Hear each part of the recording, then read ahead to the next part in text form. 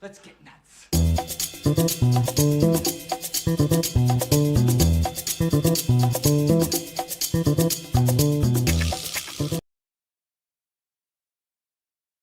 Let's get nuts. Trying to push buttons here. What's happening, guys? Welcome to Film Junkee Live. It's Monday. It's the end of Monday. Another Monday in the books. How we doing out there? Good to see you guys. It's a hot one. It's been over 100 degrees in SoCal, so we are officially pretty much in summer. But that doesn't mean you can't hit that like, thumbs up, and hit that, subscribe button. Do that, or become a member if you want to support the channel. There's also the Patreon. After every Monday show, I do a post show over on Patreon. Drop a little video right there. Talk shit for another 4 or 5 minutes. Want to support that, so much appreciated to all the patrons out there. Hopefully you guys are good. Let's see who's out there. We got Kenny. What's happening? Everybody went well. My Guardians playing the Giants. Yeah, that's right. It's starting tomorrow.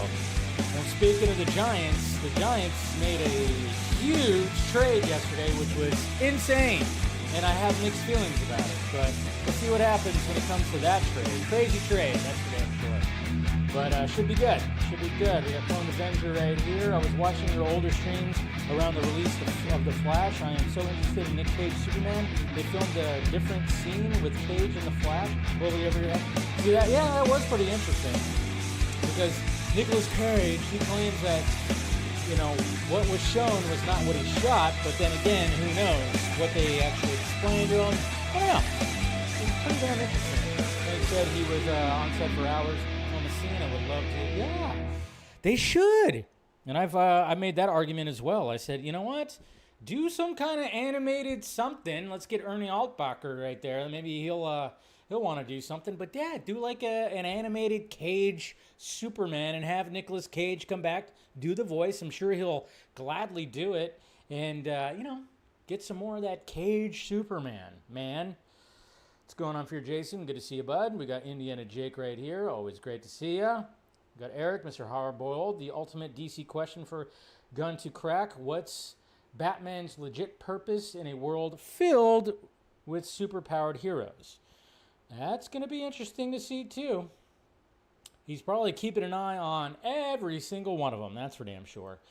That's for damn sure. And then, of course, we got Mama Film Junkie. I'm staying cool. Yep, trying to. Got the AC on. Fans. It's pretty damn hot. And I haven't eaten the leftovers yet. But when I get done, yeah. Mama Film Junkie went over to watch the, Giants lose to the Dodgers yesterday. So I went over to her house, and she made some delicious chicken and rice with some cheese on it.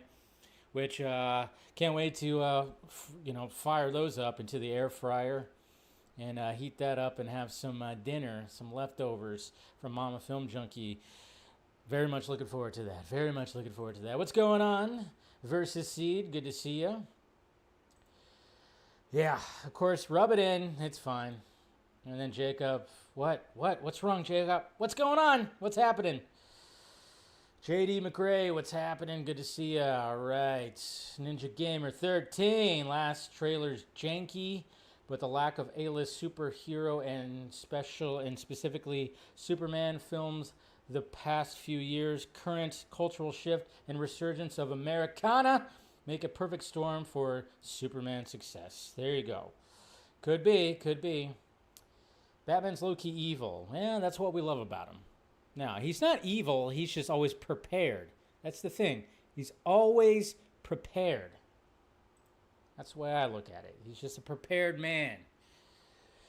Gilmer, what's happening? I'm still waiting for someone to ask, what was your intention with the first Superman image? Yeah, that's going to be one of those. Yeah, you're right. That is one that I'm wondering. Well, if James Gunn wants to come on the Vox stream or do some kind of interview, I will ask that very question. I will not hesitate to ask that very question.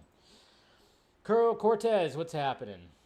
I'm honestly fine with Superman being less powerful. Reminds me of DCAU.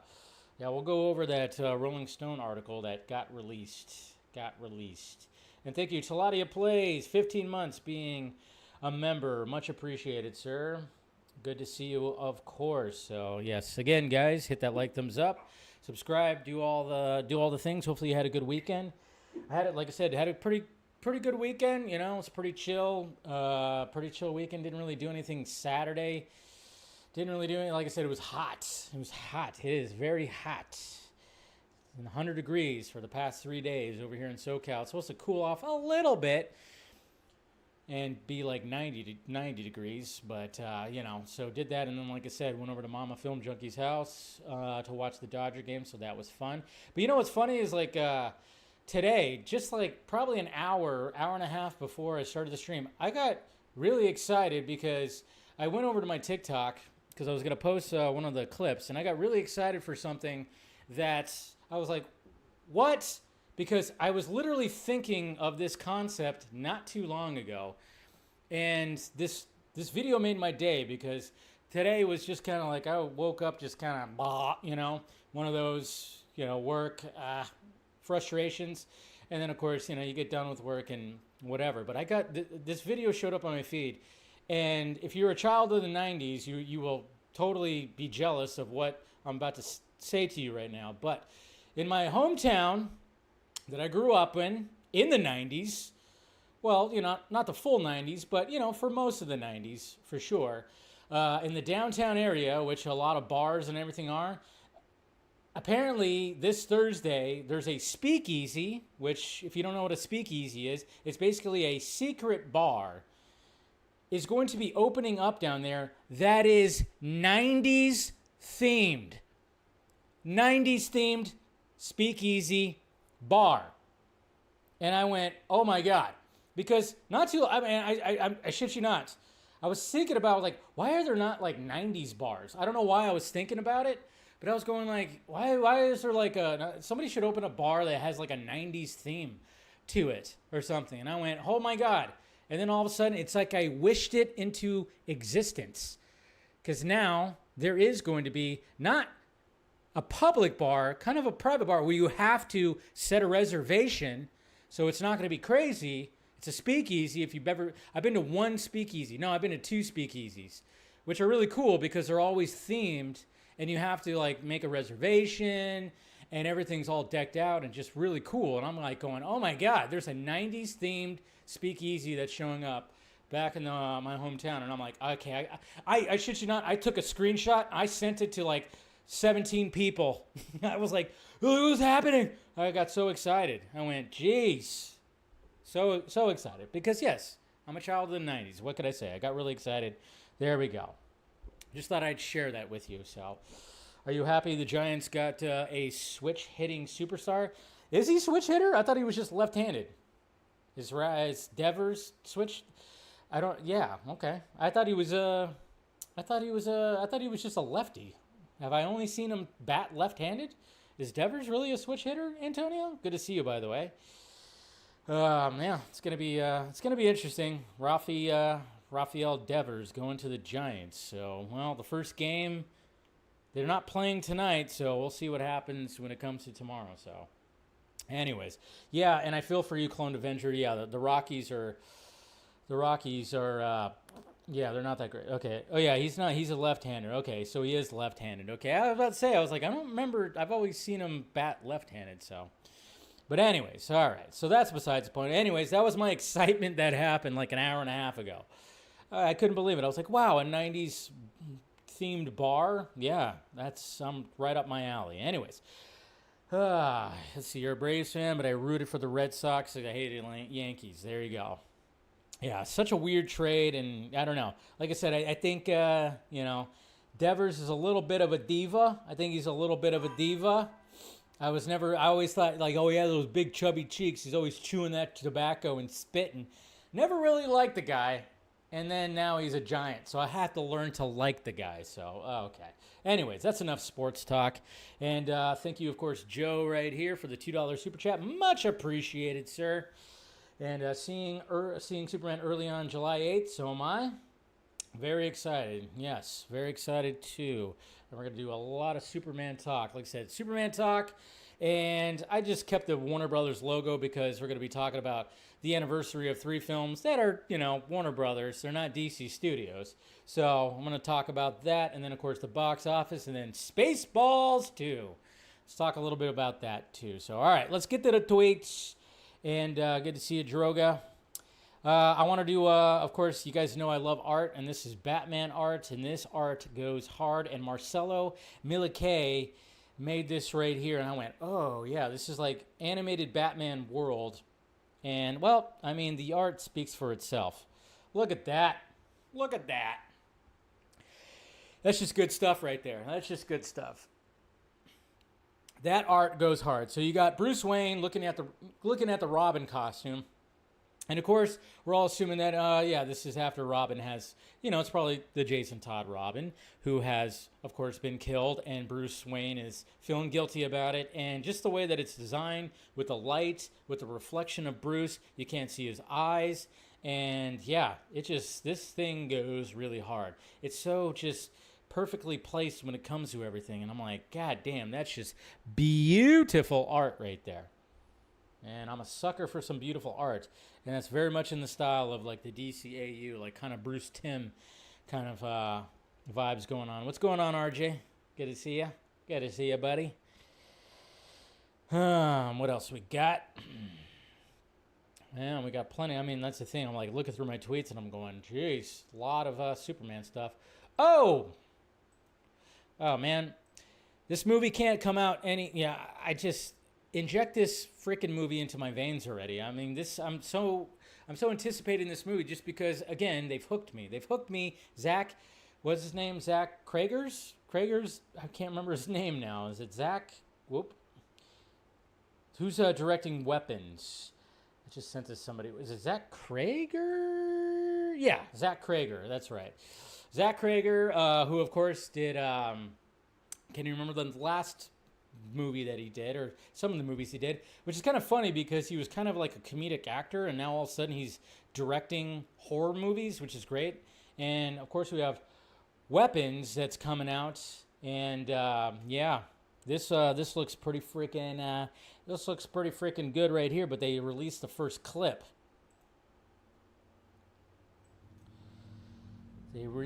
And I'm just kind of going, yep. This guy knows how to make a horror movie. This guy knows how to make Barbarian. That's what the last movie was, Barbarian.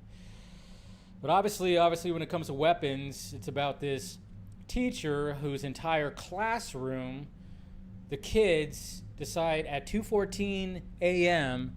to leave the house and disappear. So obviously this right here, she's having some kind of nightmare about something. Who knows? Look at that. Jesus. Yep. Loving it. That's right. He's doing the Resident Evil movie. Maybe he can actually crack that code. He could crack that code. Oh, shut up, shut up, not RJ. Shut up, Jose, I meant to say. Yes, I know. It's terrible, but the Giants are still fighting. And now we got a powerful bat in our lineup, so at least we got that.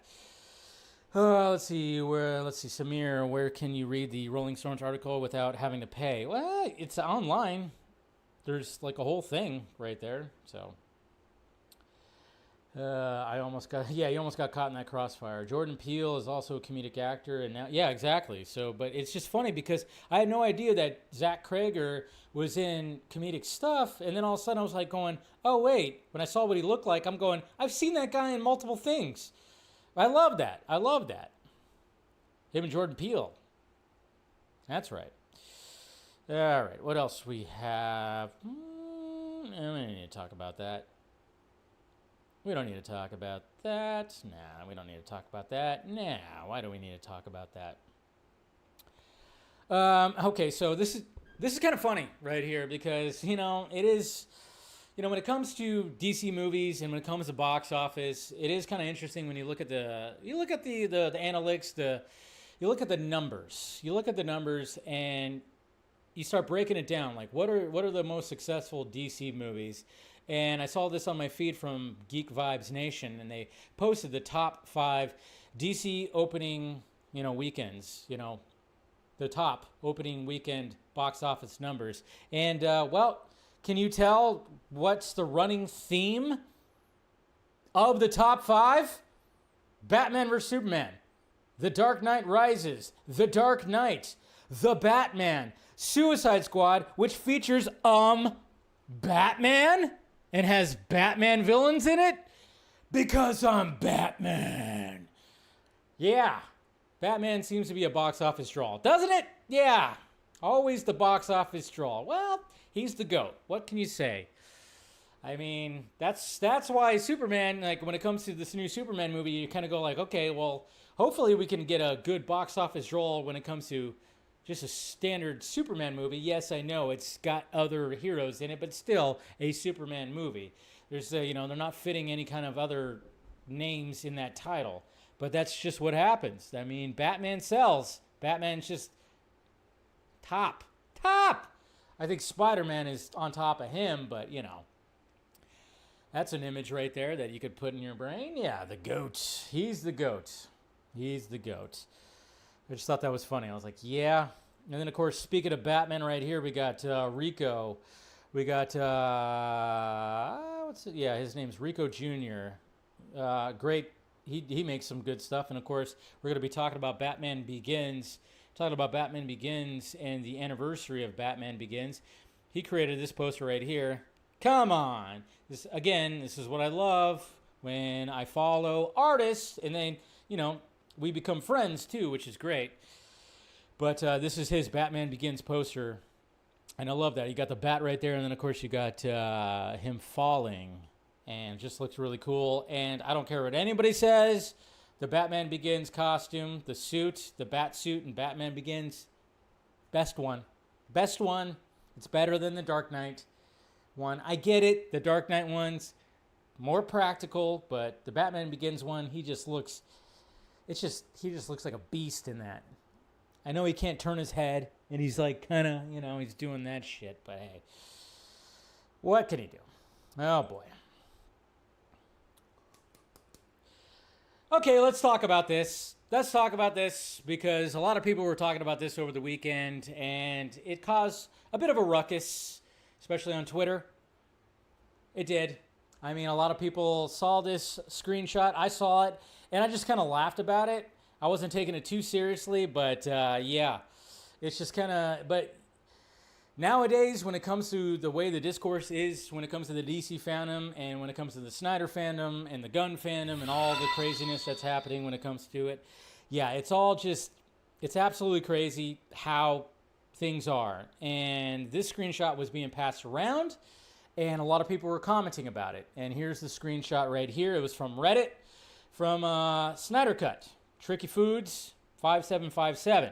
Stand up and fight for Snyderverse on July 11th. Fight for our Snyderverse on the Imposter Superman release day. Imposter Superman release day. That's funny. None of them are really Superman, by the way. Here's what we can do to make a difference. Post spoilers everywhere. People are less likely to see or enjoy the movie if it's already spoiled. Leave bad rating on review sites. We know for sure Gunbots will post fake positive reviews, so we must let people know the truth and balance the bias out with realistic scores. Reserve tickets online, but don't complete the purchase. By selecting and reserving tickets, it gets taken out of the pool for a period of time, which means this has a chance of stopping Gunbots from buying tickets. Gunn fired the first shot and killed the Snyderverse, and here is our chance to take the fight back to him. Restore the Snyderverse, and then if we can't have our Superman, no one can. When I first saw that, I was like, that can't be real. That can't be real. There's no way that that's real. And I was like, that's got to be fake. It's got to be fake. But when I posted my tweet, I went, okay, I'm not going to assume that that's just not real, and that could just be whatever. Who knows what's going on with that? And then I just went like, well, no matter what, there are going to be assholes out there that are going to try to spoil. They're already trying to do that. I've already had people, when the plot leaks came out for Superman, I've already had those assholes in my mentions trying to spoil the movie. There's always going to be that. This happened back when BVS came out. When BVS came out, I had assholes spoiling for me then. So things have not changed. Of course, things are a lot louder and things are crazier now, for sure. So when I saw that, I was like, oh, that's got to be fake. But then I even said, oh, like, yeah, but if you want to be spoiled, you better just maybe like a week out, 2 weeks out, maybe stay offline or mute as much as possible. But yeah, that's still going to happen. But there was a follow-up. There was a follow-up from this Reddit. And let me bring it up right here because it actually happened today. And here's the follow-up. All right, so the follow-up just happened. This got posted today. So whoever's been running it, which is weird because I don't know, how do you have that post? But anyways, here's the follow-up right here from these guys. A statement from our staff about the recent post getting social media attention. Over the weekend, someone made a post on this subreddit suggesting that people do dishonest and questionable things with respect to an upcoming movie's release. An upcoming movie's release. You could say it's Superman, first off. Anyways, that's weird. The post was made early on the morning of Saturday, June 14th at 2:10 a.m. Eastern Time by an infrequent poster to this sub. It was seen and removed by one of our moderators about 2 hours later before 4:30 a.m. Eastern Time. The post had garnered a few replies and 0 upvotes, with no one else endorsing what it said. We later learned this post was screenshotted and shown on other social media platforms. We deleted it long before we knew that had happened. Our staff never approved the post and does not endorse what it said. This is a public sub where posts do not have to be pre-approved. The mere appearance of a post on our sub does not represent any endorsement by us. Our moderators delete posts after they are made if they violate any of our policies or Reddit's policies. There was never any question that this post violated our policies, both explicitly and in spirit, and needed to be immediately removed. The post wasn't so much controversial as it was universally disapproved of. We support everyone's right to vote with their wallets by choosing to not see the movie. Vote? This is not an election, guys. I've seen that before. It's like, vote? What are we voting for? We're not voting. We're just going to see a movie or choosing not. Anyways, I just thought that was kind of funny, that part of it. And I saw other people too, like vote with your wallets. Again, there's no voting. You're just going. Anyways, okay. But we do not support dishonesty and manipulation aimed at stopping someone else from choosing to see a movie. The link to the original removed post is here, where anyone can confirm that we removed it, as well as, and then of course, blah, blah, blah. So yeah, it's very, very interesting. Who knows? I don't know. It's kind of interesting because, again, people are going crazy on both sides. People are going crazy on both sides. There are people that there are certain people that have gotten blocked and suspended on Twitter for certain things. And then you got people claiming that there's doxing that's happening and everything. I don't know. There's a lot of things that are happening. Like I said, it's only getting crazier the closer we get to Superman. It's insane. And then it'll probably let up a little bit afterwards, I'm sure. And everybody can kind of just relax a little bit and be like, hey, this is just a fucking movie, guys. This is just a movie. That's all it is, okay? It's not that serious, okay? Especially when people, but I do find it funny when, again, you vote with your wallets. I'm like, this is not an election, guys. There's shit really happening. And you guys are 100% just like, this is a movie about flying people. People who fly and punch kaijus in the face. That's all this is. It's not that serious. But it gets that serious, and then it gets ridiculous, and you just got to laugh at it. You really just got to laugh at it. But I'm glad that they did a follow-up to kind of just like update everybody and be like, hey, guess what? We didn't approve this shit. Whoever posted that, sorry. But then, of course, who knows? It could have been somebody acting, there could be somebody who doesn't like all the Snyder fandom and was acting like that. And we've seen that before. Could be somebody on Gunn's side doing that, yeah. But at the same time, it's like, it's really not that serious. It's really not that serious. But at the same time, see, I throw my pen at the people who are doing this. But at the same time, there's still going to be assholes that are going to spoil the movie. That's the point. It was like, that's what I was trying to bring up. Like, no matter what, the week of, or even prior to that, there are going to be those guys that do that. I've already had it in my mentions, just the way it is. So you've been warned. If you don't want to get spoiled for Superman stuff, it was so funny too because I actually had somebody go, "What the hell can you spoil with the Superman movie? That Superman wins against Lex Luthor?" I'm like, dude, are you new here? Did you just arrive on Earth? I was like, wait a minute. What can't be spoiled in a comic book movie? A lot of things can be spoiled in a comic book movie. Characters die. Characters get revealed. Things happen that maybe, would be cool to see and not be spoiled with. Post-credit scenes. It was kind of funny when I was like, I literally had somebody that said, like, what could you actually spoil? There's a lot of things you could spoil with these movies. That's for damn sure. But there you go. It's whatever. It's ridiculous. I'm going to grab my pen. Sometimes I get a little too animated and my pen just flies out of my freaking hand. Oh God, James Gunn is in my super chat again.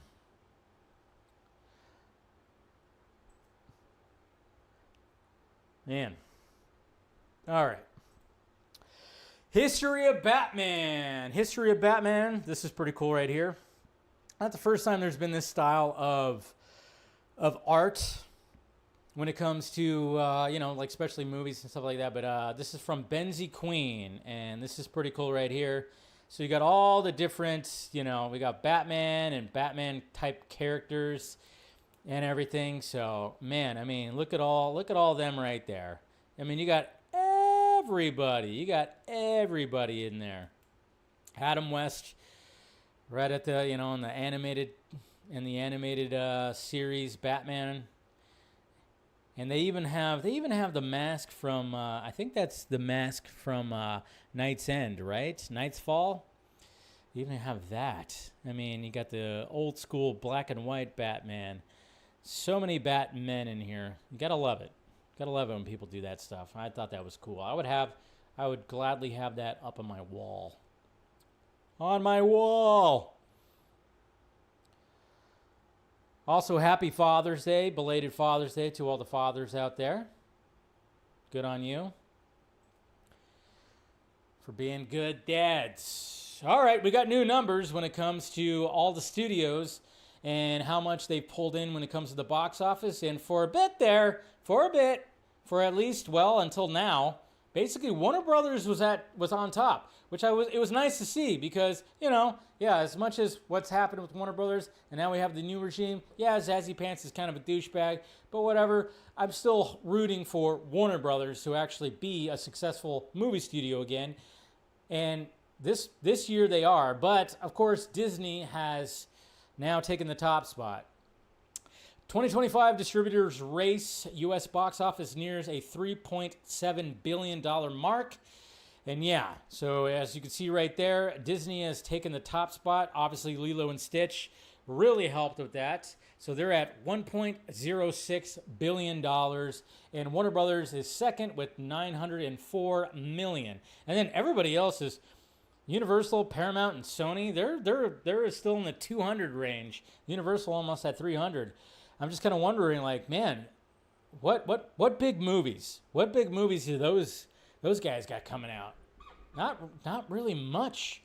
Seems like this is going to be a war between Disney and freaking Warner Brothers this year. I tell you. So that's cool. I have the power. So, Masters of the Universe, He-Man. We're still waiting. We're waiting. When are we going to get some new footage? Or not new footage. We haven't gotten any footage. We've only gotten set pictures. That's about it. But when are we actually going to get some footage? Like a trailer, a teaser, we got the first official image of him holding the sword. We saw the He-Man sword. But when are we actually going to see what these characters full on look like? And we got, what's his name? I always forget his name. His name is Nicholas Galitzin. He posted, hey, it's all wrapped up. It's ready to go. It's coming out, of course, next summer. But he posted a little behind-the-scenes image, and there he is.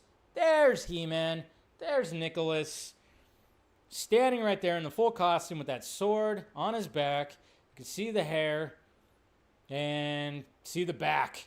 See the back. literally had somebody in my mentions say he's not big enough.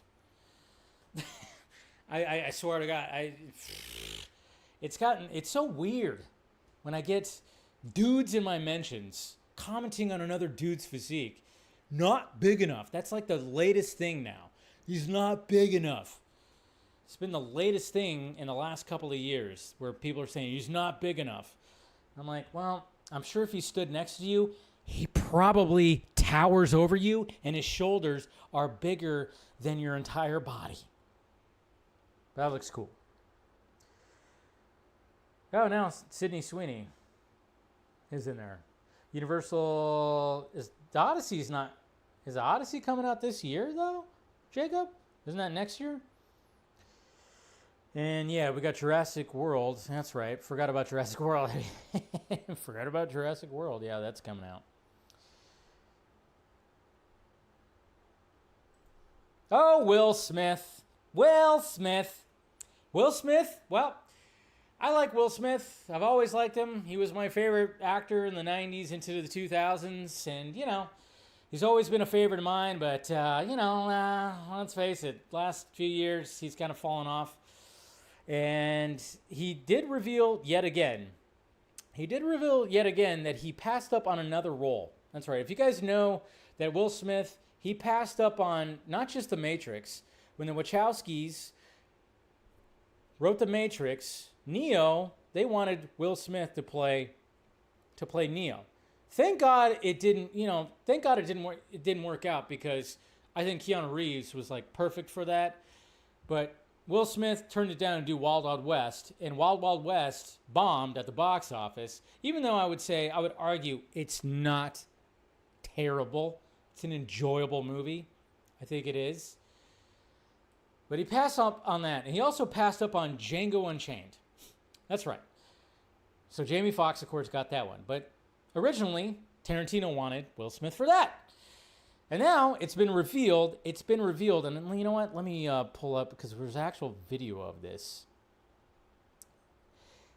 He revealed that he passed up on yet another movie that was huge from a very big director. I don't know if you can confirm it that you turned down The Matrix to do Wild Wild West. That was one of my beautiful scars.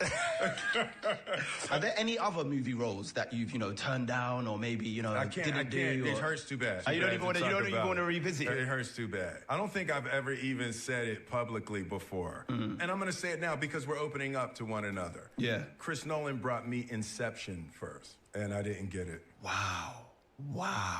That's never been said before. I've never said that out loud. It's an exclusive, Kiss Extra exclusive. And now that I think about it, it's those movies that go into those alternate realities, they don't pitch well. Yeah. But I'm hurt by those two. Yikes! He passed up Inception! Christopher Nolan, Inception, and he was like, no. Oh, so there's another one. Yeah, Will Smith doesn't make good decisions. Let's just face it.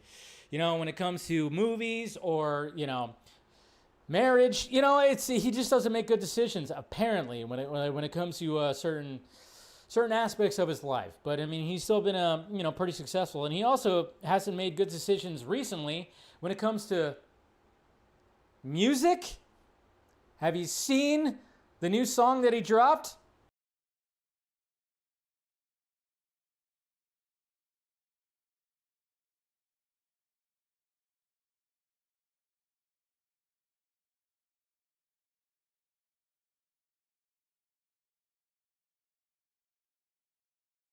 That's enough. Oh.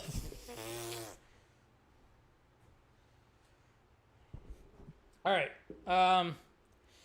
There's always been like this thing online about Will Smith being gay.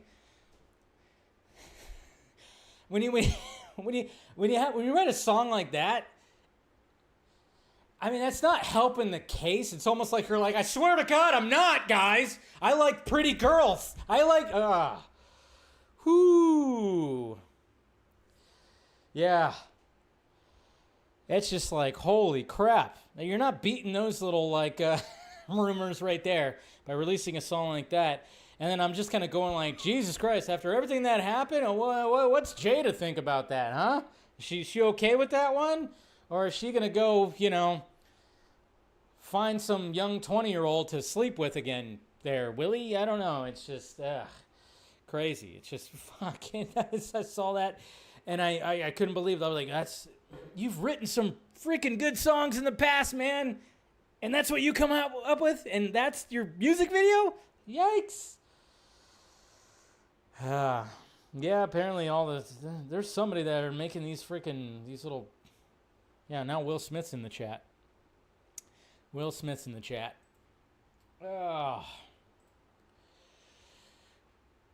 Okay, I wanted to talk about this because, I was in kind of a mood yesterday where when I was seeing things, I was like, I got to make a comment about it. And I didn't really need to because it's not even really that serious. But sometimes you just kind of go like, all right, I keep on seeing this. And I just go, come on, guys, what are we doing here? And I get it. It's like, hey, it's a wishful thinking thing. It's not like it's actually going to be the case or whatever. And, some fans out there, they absolutely hate James Gunn and the fact that he's running DC Studios. But I'm actually going to make an argument of, again, and I've made it before, but after like what I'm going to show you right here, I'm actually going to make like the argument of why James Gunn is actually the best choice, specifically when it comes to the choices right here, when it comes to running DC Studios. And here's the tweet from Snyder Queen, Sammy, which I'm sure some of you guys know who that is. The three people who should be running DC Studios should be the three architects of modern DC: Zack Snyder, Christopher Nolan, and Matt Reeves. So when I saw that, I went, what are we doing here? But those guys, okay, because I've seen it numerous times. I've even talked about it many times because I don't know how many times I've seen people, Zach and Debbie should have been running DC Studios. And I go, no, they wouldn't want to fucking run DC Studios. What are you talking about?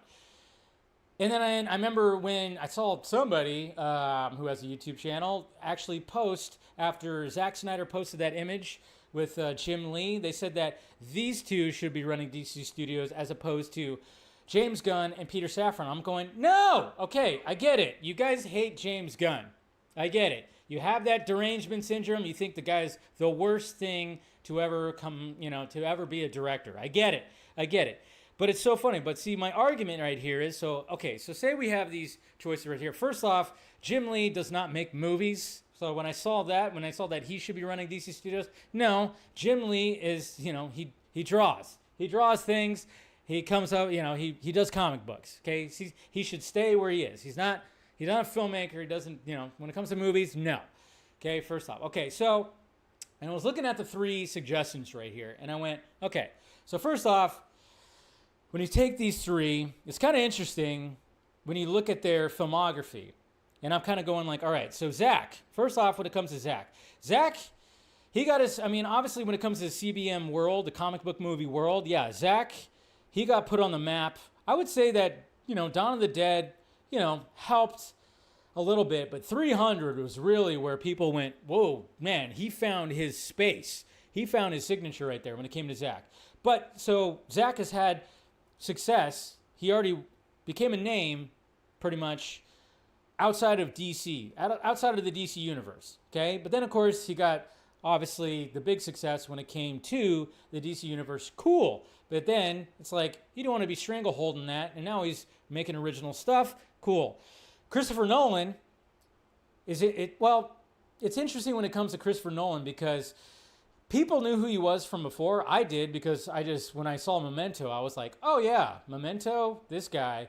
And then, of course, he came out with Insomnia. And then Batman Begins really did put Christopher Nolan on the map. And then when he did his Dark Knight trilogy, yeah, very successful, obviously. But then he was fitting in his original stuff. And then his success skyrocketed out after he was done with his Dark Knight trilogy when it came to the CBM world. Matt Reeves had success prior to joining and doing Batman with the Apes universe. And, some of the other movies were, also good too, but he had success prior to that. When it comes to James Gunn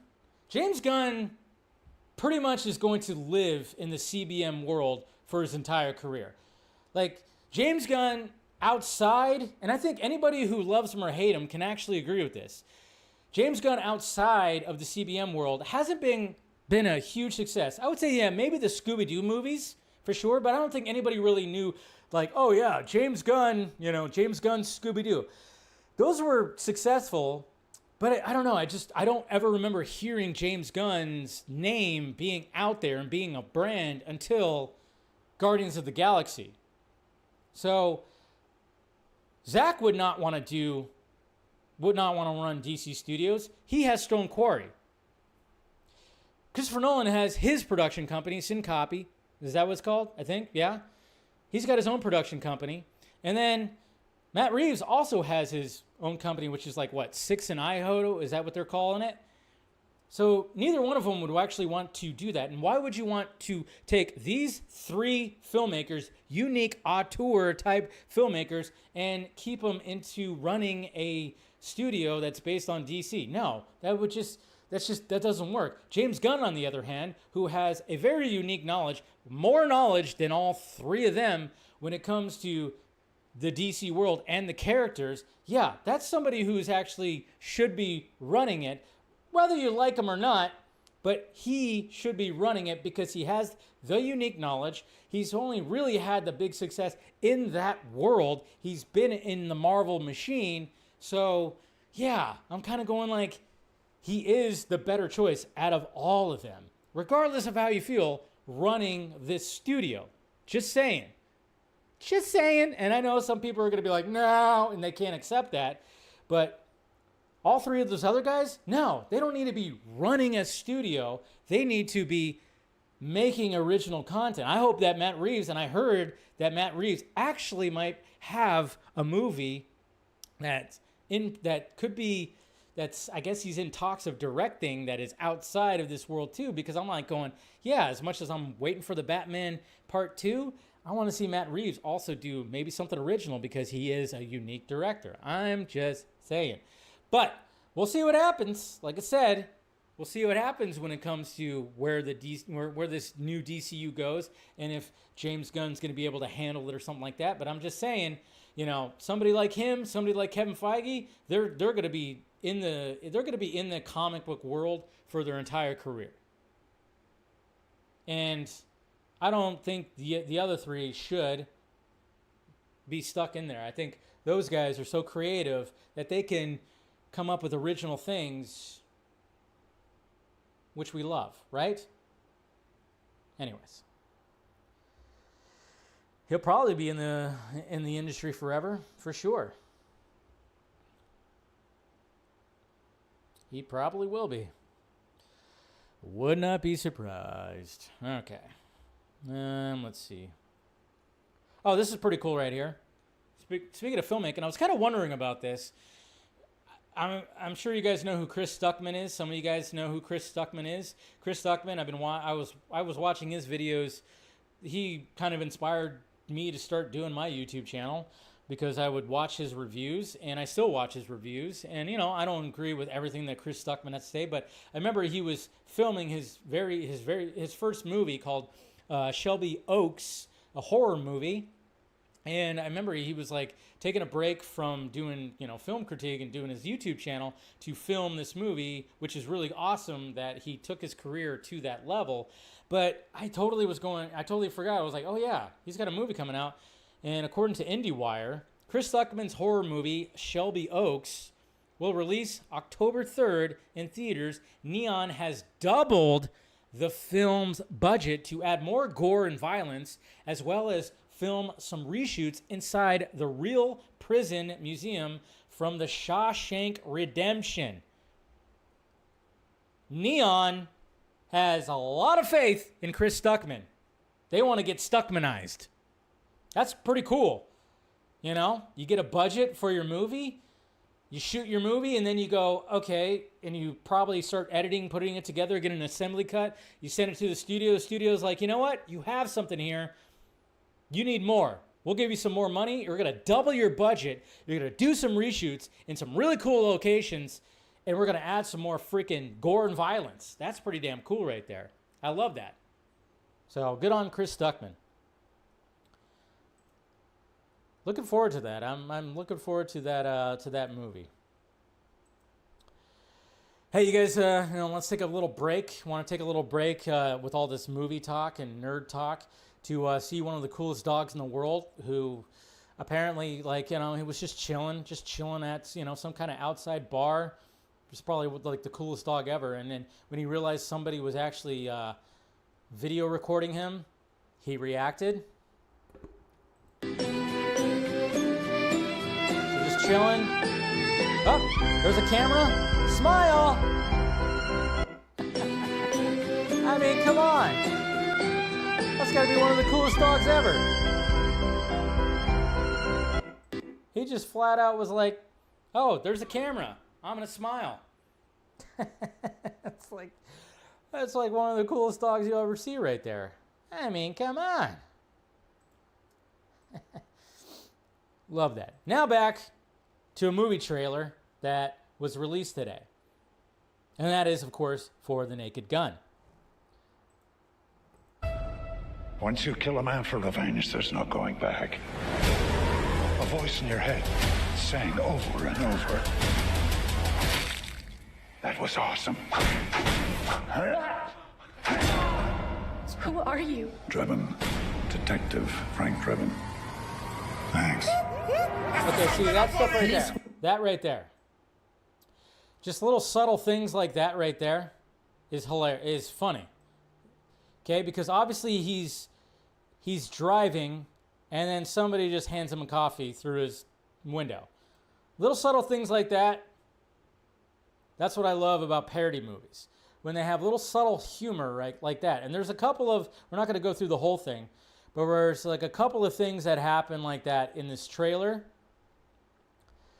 But there's also some very, very over-the-top stupid things that happen in the trailer too. Now, this is not killing it for me, but it's just the kind of things that I kind of worry about. Because obviously I want the parody genre to come back. I love the parody genre, and it seems like the parody genre is coming back. Like the trailer, there was things in there I went, I don't know. But then most of the things I'm okay with. So I'm thinking it's still going to be decent. But the only thing I do kind of worry that it's going to be a little too over the top. But Dave, it's parody. It's supposed to be over the top. Yes, I know. But there's a smart way of doing it. That's the thing. Like when you go back to those old parody movies, like the old Naked Guns, Airplane, Hot Shots, those movies, there's just, I don't know, it's goofy and it could be over the top, but at the same time, there's like a smart way of doing that. Like there was like a genre of movies, like when they did Epic Movie, and there's some of those movies, Meet the Spartans and stuff. It just got stupid, and nobody cared for that. And then the parody genre just kind of disappeared. The thing I just kind of worry about that because, like David Zucker, Jeff Zucker, what was it? The Zucker guys, what are they called? I don't know. I remember David Zucker was on a podcast, and he talked about how he didn't want this movie to be like this. So that kind of gets me worried. They actually had Abrams, was it Jeff Abrams? I can't remember. I'm trying to remember everybody. But, the Zuckers for sure that were all responsible for these movies. He was on a podcast kind of going like, yeah, Seth MacFarlane didn't really ask us, to be a part of this. They had a different idea for a Naked Gun reboot. So that kind of worries me, Nothing to get, I like Seth MacFarlane, but I just worry that there's just going to be, like the whole thing, he rips off the hands and then he hits him with the hands. I'm like going, okay. And then, even at the first teaser where it's like the little girl shows up and then she rips the mask off and then it's Liam Neeson, I'm going, Jesus Christ, we're going to be using like crazy visual effects for this? But then, of course, the way that with the joke about O.J. Simpson, I went, okay, at least you got that, because that always gets a huge laugh every time that I've been in a movie theater where that teaser trailer showed up. I was like, okay, that definitely does work. So at least there's that. But I do worry a little bit, but hey, we'll see. We'll see. Hopefully it'll be okay. It should be okay. And let's see. Do I have anything else? Yeah, I mean, there's some, there's been some Dune Messiah news, some reported castings, And Hans Zimmer is definitely going to be returning to do the big thing that was from Discussing Film from Variety. Hans Zimmer seemingly confirms he will return to compose the score for Dune Messiah. I spoke with Danae. We've got something. We're on our way. So at least we're going to get some of that beautiful Hans Zimmer score. He's definitely returning. And there's been some reported possible castings too, but those were just like showing up right before the stream started. But yeah. Anyways, so there you go. There are the tweets. That's the tweets right there, guys. Now let's get into the nitty-gritty. I mean, there's a lot of things to talk about. Of course, we'll go over this Rolling Stones article. A lot of things to talk about, but let's let me see. Let's get into some of the stuff that before we start diving into that article. There haven't been too many things. But there's definitely some things. Mainly, people are just talking about what James Gunn was saying, and yeah, there was a couple things. Okay, we got a couple of new shots. When it comes to we got a behind-the-scenes shot. I mean, I tell you what, the makeup for Metamorpho is pretty good. Look at how crisp that looks. So James Gunn posted that, and that just looks really good. The makeup is crisp. I mean, I'm telling you, sometimes some of these shots look good. The flying scenes with the camera in Superman's face, those get a little wonky, but the close-ups, like the close-up of Superman when he's looking up, that's a fucking beautiful shot. That's a beautiful shot. So it's like some of people are complaining about the cinematography. I mean, I tell you, yeah, I get it when it comes to some of the flying stuff. We got this right here. There's another shot of Corn Sweat doing some flying, and the colors look a little bit more vibrant than they do in the movie. That's for damn sure. And then, of course, we have another shot of him. Hey, he's kind of smiling right there. He is kind of smiling right there, but looking very Superman-esque. Not even sure exactly where that's from, but there's another shot of Corn Sweat. And what else? Okay, so there was a couple of things. So James Gunn, of course, sadly, James Gunn, somebody actually had to send him over that stupid, Snyder Cut Reddit post. James Gunn actually did respond to that when he got, of course he did. Because James Gunn can't help himself sometimes. It's like, dude, you don't have to comment on every little thing. But then again, that's just the way he is. But yeah, somebody actually sent this over to him. James, please be aware of this disgusting behavior. So sick and tired of this rubbish. He put, LOL, lol, I think we'll survive. I'm not sure the 8 people that listen to that guy, I'm going to go out on a limb and guess it's a guy, are going to impact the course of events. So naturally, he responded to that. He didn't need to, but he had to, because it's James Gunn. It's like, you don't have to respond to everything, man. You don't have to respond to everything. But I get it. Some things, yeah, definitely respond. Some things definitely respond right here. Let's see. Lanterns wraps in July, apparently. So that's going to be coming to a close soon as well. Oh, and then check this out. This is pretty sweet. Literally sweet. So we have, what's his name? This is, I forgot, I don't even know who this is, but somebody who makes chocolate.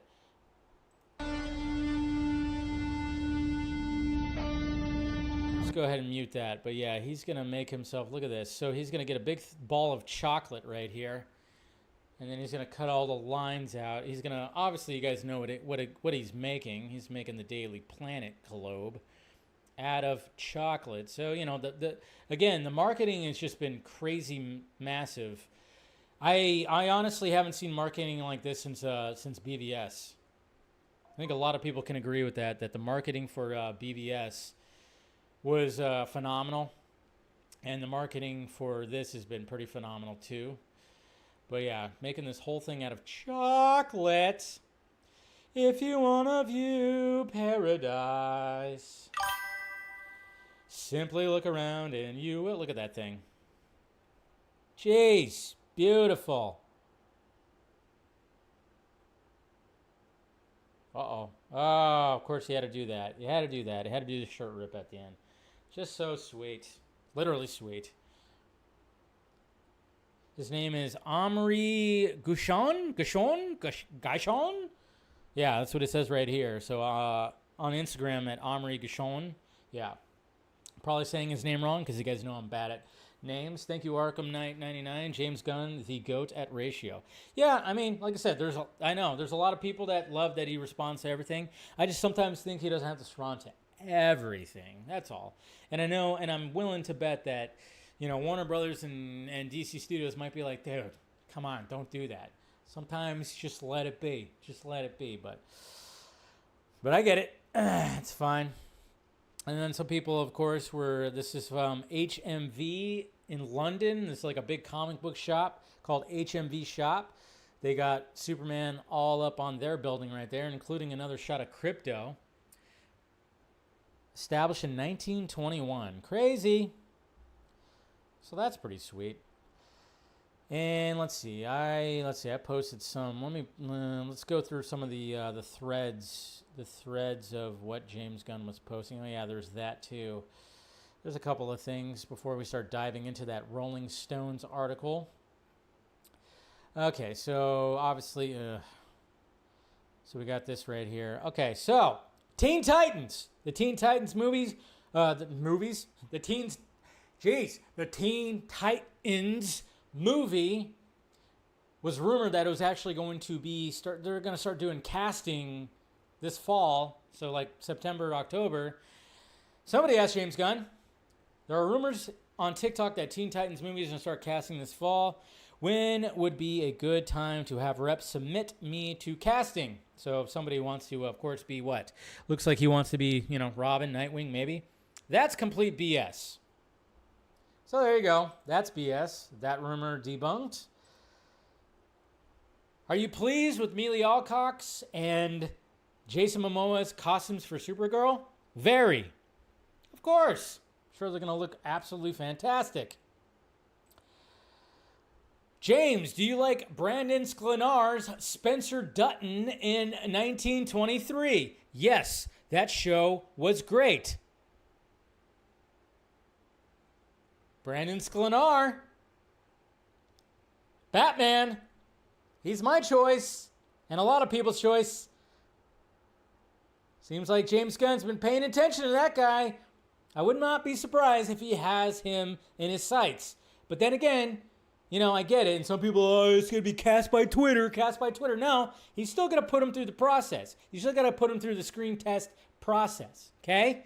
Don't freak out. I know some people just go, oh, yeah, he's just casting, That might, and I've said it before, yeah, there might be a short list, and then you have screen tests, you have, chemistry with other actors, you do the thing, and then it might be down to a couple of people, and then, yeah, maybe the deciding factor could be, well, this guy, his points online, his cred online, people are loving it. So that could be the deciding factor, sure. But at the same time, it's not like, oh yeah, we're picking you because everybody on Twitter and social media want you. No, still going to do the process. But yeah, there's a chance that it could be like a deciding factor in the end. Sure. And honestly, I don't think anything's wrong with that. And then, of course, the Batman Part 2. I assume those rumors about Matt Reeves delivering the script on Memorial Day are also BS. I haven't heard that one, but it's also not true. No one ever expected it by then. Okay, so that whole thing, also not true. Just a lot of things, not true. Debunking. See, I don't mind it when he does that kind of stuff. I don't mind when he does that stuff. All right.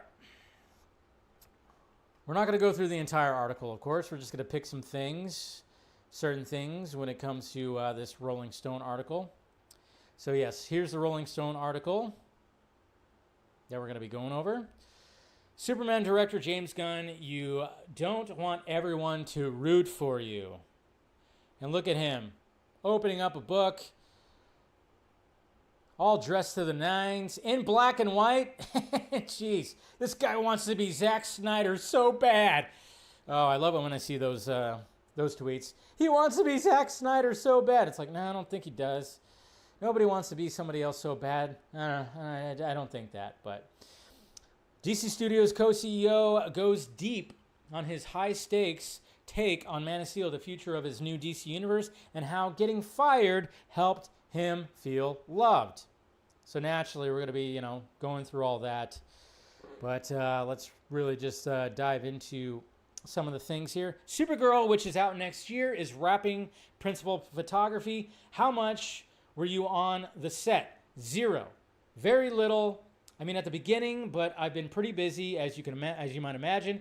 I was really involved at the script stage, but when director Craig Gillespie, yeah, was has just been such a great partner. He's just been doing his thing. You never know how something's cut together, but right now it looks amazing. It's really cool stuff. So he has a lot of faith right there. And then him trying to, look like a badass. It's no longer called Supergirl Woman of Tomorrow, correct? I think it's just called Supergirl. Yeah.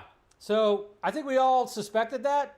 There's no shock there. He dropped Legacy from Superman Legacy. So naturally, yeah, he's not going to call Supergirl, Woman of Tomorrow. It's just going to be called Supergirl. Your Superman movie, of course, and then he talks about dropping the Legacy. We don't need to go over that. It occurred to me that this particular version of Superman needed a certain version of you and a certain version of the audience. Could 2010 James Gunn have made this film? I don't think so. I don't think the 2020 James could. Everybody knows I was offered Superman in 2018. They also talked to me about Batman earlier than that, but I was in the middle of Guardians 3. If they had come to me in 2018 with Batman, I would have said yes. But yeah, I just couldn't quite wrap my head around it. So apparently they were also talking like, hey, Batman, what are we doing here? You want to do a James Gunn Batman? Oh boy. What had to change? I needed the right way in, and that required time to think through a few thousand options before I got the way that I thought would work, of course. But I do also think that my life and career has been a gradual softening of the edges.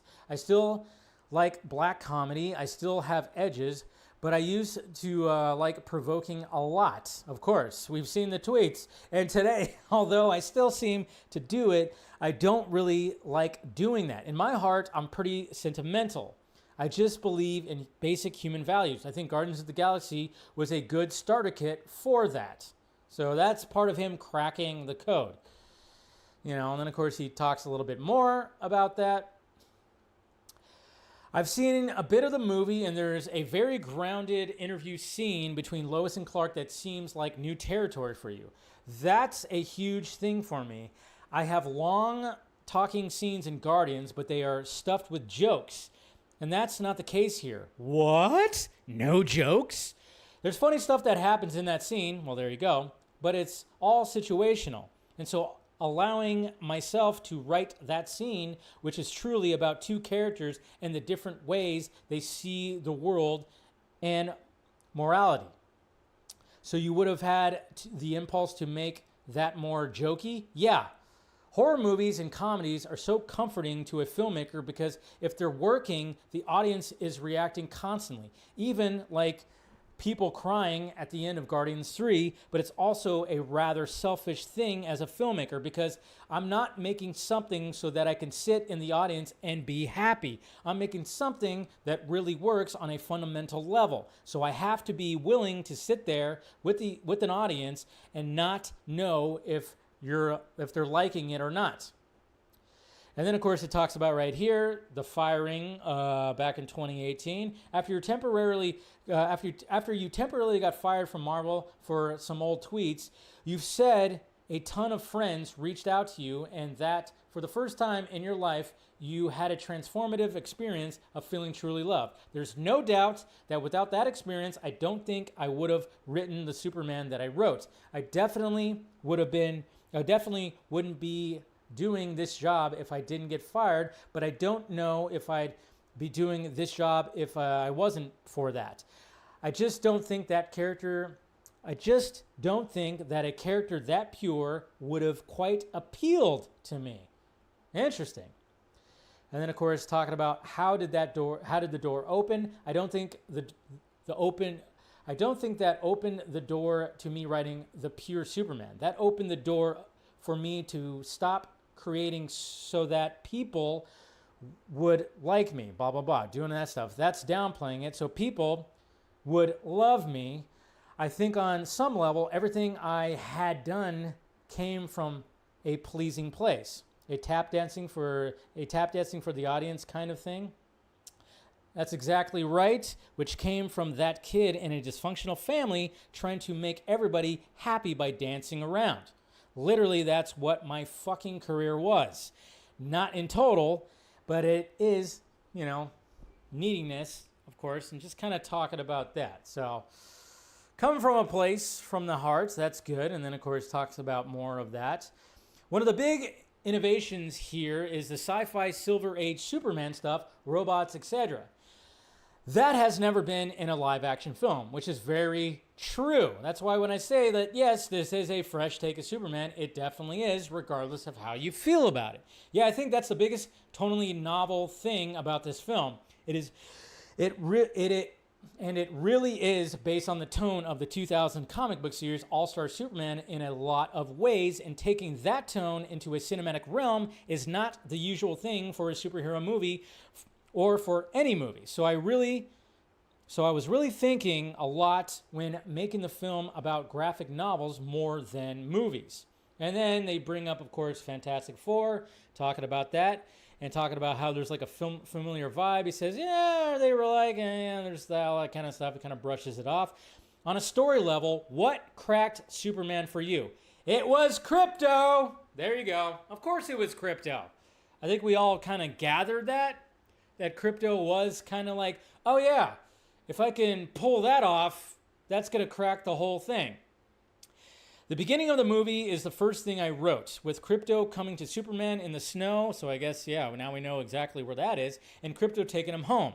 That really was about the tone of the whole movie. It's a flying dog who wears a cape, but that led immediately to the robots, to the fortress rising from the ground, and to the device that isn't in the comics, a giant magnifying glass, which powers him more quickly than just a regular sun would. Oh yeah, but wait, I thought the sun was hurting Superman. What? People were complaining about that. No, he wanted to create something different, and yeah, blah, blah, blah. A lot of us already understood what he was trying to show us right there. Bringing all those elements into a Superman movie in a way that hasn't happened, not to mention that he exists in a world where superheroes or some form of metahumans have existed for 300 years. That's just a different thing, which is absolutely true. And then, of course, talking to more stuff. And that's one of the biggest rules you've made for DC, that they have to have finished scripts. Okay, and then this is kind of interesting right here, because a lot of people are wondering, what the hell is he talking about right here? What is James Gunn talking about? What movie exactly is he talking right here? He doesn't say which movie it is, but he does say right here when it talks about finished scripts, yeah, we just killed a project. Everybody wanted to make the movie. It was greenlit, ready to go. The screenplay wasn't ready, and I couldn't do a movie where the screenplay's not good. And we've been really lucky so far, because Supergirl's script was so fucking good off the bat, and then Lanterns came in, and then the script was so fucking good. Clayface, same thing, so fucking good. So we have these scripts that we've been really lucky with, or wise in our choices of whatever the combination is. So what could it be? Sergeant Rock or The Authority? That seems to be the two different projects that were announced, greenlit, ready to go. A lot of people are thinking The Authority because that was officially in the slate that he announced.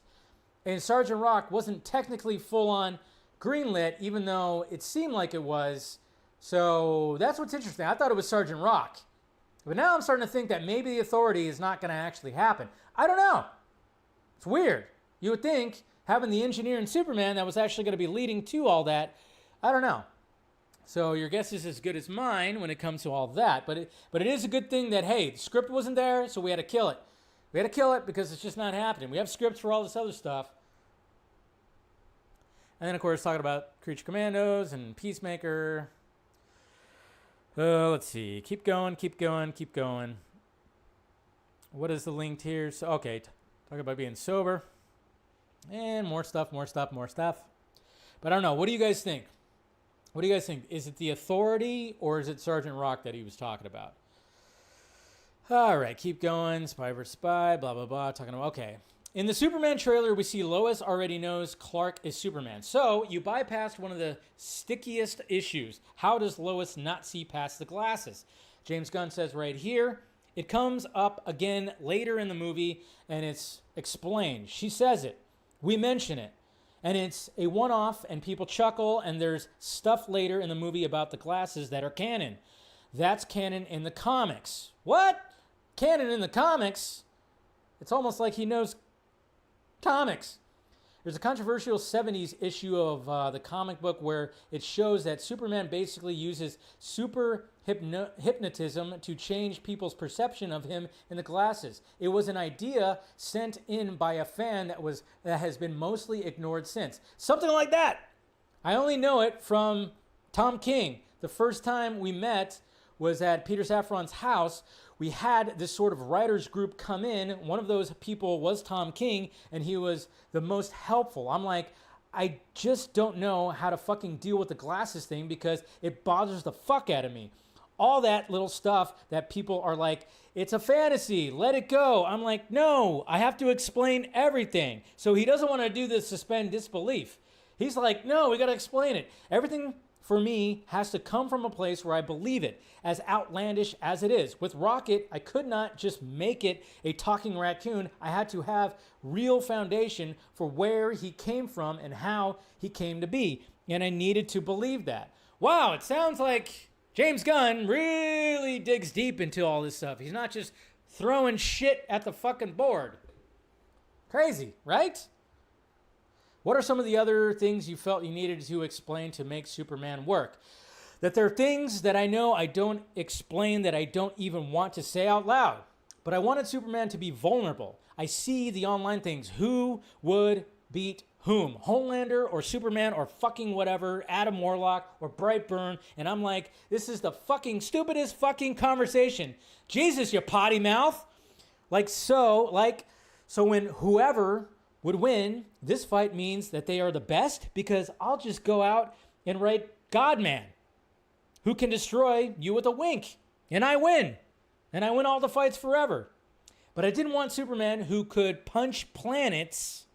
He didn't want a Superman that could punch planets or, reverse the fucking orbit to make things go back in time. And also, we're creating a whole new universe now. So what's a girl with wings going to do in the face of that? So he's a little less powerful.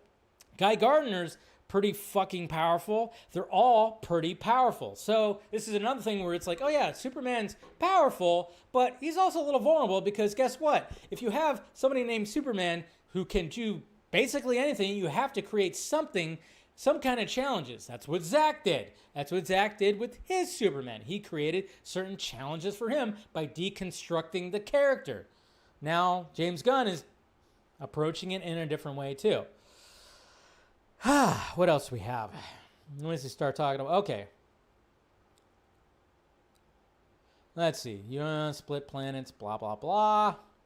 Over at Marvel, they've been pretty open about the fact that they realize what's gone wrong over the past few years. They put out too much stuff. And, long time, of course, being a producer, Louis D'Esposito said that privately to me. I don't even know if it's really their fault. So he's talking about Marvel right here. They were under a corporate mandate, yeah? That wasn't fair. It wasn't right. And it killed them. So basically talking about all the content that Marvel Studios was pumping out. And yeah, this could be, I don't know if Feige is going to be liking some of the words he says right here, but I think James Gunn he's just saying it as it is. He's saying it as we've seen it. That yeah, there was too many mandates. They're trying to put way too much content out there, and it kind of killed them a little bit. And it caused them to suffer, and then getting backlash from like VFX houses and everything. So Watching that, especially after being involved, are there lessons to be taken on your end? There's no doubt. We have to treat every project as if we're lucky. We don't have to mandate to have a certain amount of movies and TV shows every year. So we're going to put out everything that we think is of highest quality. We're obviously going to do some good things and some not so good things, but hopefully on average, everything will be as high quality as possible. Nothing goes before there's a screenplay, and I personally am happy with. So there you go. Other great things that he's talking about. My God, it just seems like James Gunn is like, he's probably very, and I wouldn't be surprised, he's probably very annoying when it comes to certain details where he's just like fixated on certain things, whether it's the glasses, whether it's the trunks, whether it's what we're going to be putting out, and if the script's good enough. And I'm sure that there's probably some people that are like, oh, damn, what the hell? But at the same time, it's like, well, you're going to probably, if you're going to be leading DC Studios, the creative side, yeah, you're going to probably, rub some people the wrong way, for sure. And this is kind of interesting right here. A lot of people were passing this around. Sitting on the table here is a Superman Spider-Man crossover comic book from the 70s. At some point, it feels like it's going to happen in the movies. Doesn't it? Maybe it's 10 years from now. So talking about a Marvel DC crossover, we've talked about it a billion times. That could easily happen, but simultaneously to that, I think it would be interesting, but I also think people are a little over it. I think people want to see good stories with their superheroes, and that's what matters. And they want to see different types of stories with their superheroes. And people love superheroes, that's obvious, but they need more variety, and they need just more quality storytelling. And just having Spider-Man and Superman team up it isn't going to do it if it's shit. So it's got to come from a real place, and it's real hard to make that work. 100%. Yeah, you can't just like, hey, let's have a Superman and Spider-Man movie. No, you got to make the story work. Let's see what else we have. Oh, yeah, and then of course... Of course, they had to ask this. It is Rolling Stone, for God's sakes, who claimed that a lot of Snyder fans were just bots, right? Am I right, Rolling Stone?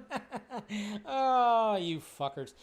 With this movie, you have people actively rooting against you because they're fans of previous incarnation of Superman and DC, Zack Snyder's. And then, of course, fake surprise, what? As you may have heard, and then this is what James Gunn had to say. I'm trying to think of how to say this best. I don't mind it. I think it's good. I think you don't want to have everybody root for you. And I have an actor who reads everything online.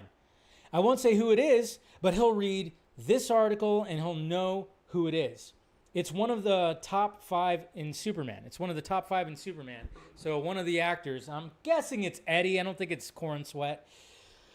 And this actor gets so upset over things that people say, and I said, first of all, you realize that the trailer came out and the reaction was 97, 98% positive. These people help us because you don't want everything to seem 100% positive. It's all right to have an opposing force every once in a while. Some of the things get ridiculous, yes. I just know that every time something comes out, it doesn't matter how it's positively received, there's going to be something that is great, that is of great controversy. It was a great controversy that the sun caused Superman pain. What? Yeah, that was a big controversy, and he's loving it. Of course, and that's a good way, again, of looking at it. Yes, there's always going to be people that nitpick it, but what do? Those people, how many times do I have to say it, folks? Those people tweet about Superman twice, 3 times, 5 times, 10 times more than people who are excited about it. And I'm just kind of going like, yeah, you guys realize you are helping this movie by always tweeting negative things about it. Always. It's helping. It's almost like free advertising. But that's not what was happening. That was his bones snapping back together, right? It's like when a doctor resets your bone. Oh, wait, this is kind of something that I was talking about right at the beginning when I was trying to explain why. What analogy did I use, guys? I said it's like when your shoulder pops out of the socket and then you have to pop it right back into the socket. And guess what? Hurts like fucking hell when that happens. It's like when a doctor resets your bone. Huh? You scream. But it doesn't fucking matter, because is that really a controversy? Is that really something that you're upset about? Or did you have a hard time finding something to be upset about? I think James Gunn's getting a little upset right now. There's always going to be that. There's going to be something that people are upset about, and it's okay. This actor reads everything. He reads every fucking Reddit thread. He watches all the videos, including by the people who make their livings by hating us. Holy shit. Does he watch me? Eddie, are you watching me right now? I'm being positive. Looking forward to you. I think it's Eddie. It might be David. I don't know. Come on the Vodka stream. That's how they make their money. But you don't have to watch their videos where they're talking about how you're awful. You can't be reading it all the time. It'll fucking murder you. It's a terrible thing to do to your soul, obviously. Is this actor your lead? It's 100% not David. David is Superman. He's not a normal person. So I'm thinking it's Eddie. I think it's Eddie right there. And then, of course, they ask, do you know what you're writing and directing next? As far as a film? Yeah, probably. I know what I'm writing right now. And it's a DC film? Duh. Yeah, nothing yet. I'm just getting into it. I really have a hard time writing when I'm in the late stages of post-production, which is, we're almost done, but I really have a hard time. I traditionally start heavily writing the day whatever my last movie comes out. I write treatments first, so I'm a couple treatments in. And then, of course, talking about The Batman Part 2. Oh my God. God, how many times has he got to talk about The Batman Part 2 and say it's happening? But of course, people didn't like this response. You once said that the fact that Robert Pattinson's Batman is not in this universe was Matt Reeves' choice. Does that mean if it were up to you, you would have just pulled that into your universe? It would be a consideration. We'd have to think about it. It is not like we've never discussed it. Of course, they've discussed it.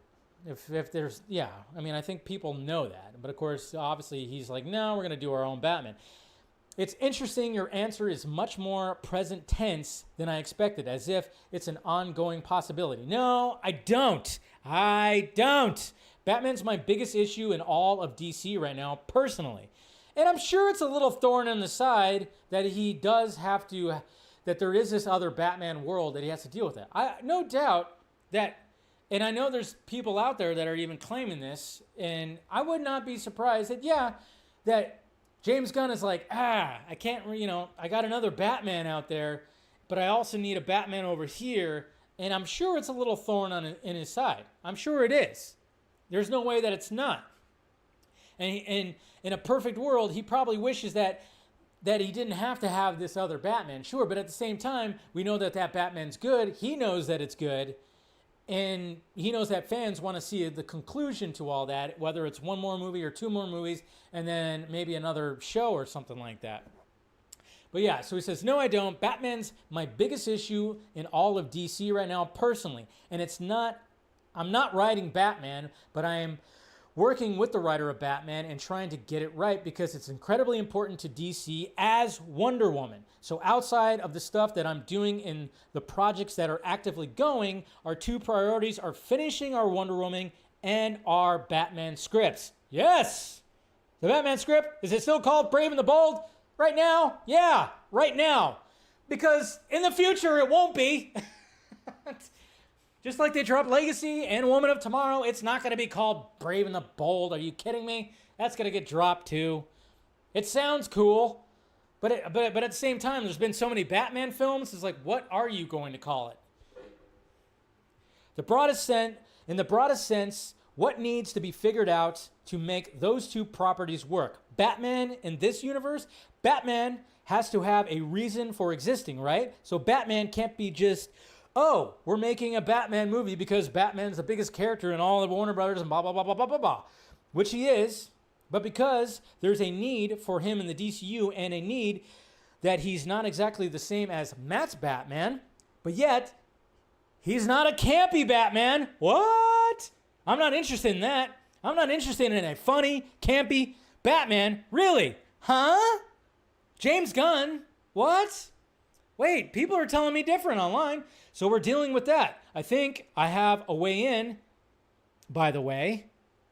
I think I really know what it's...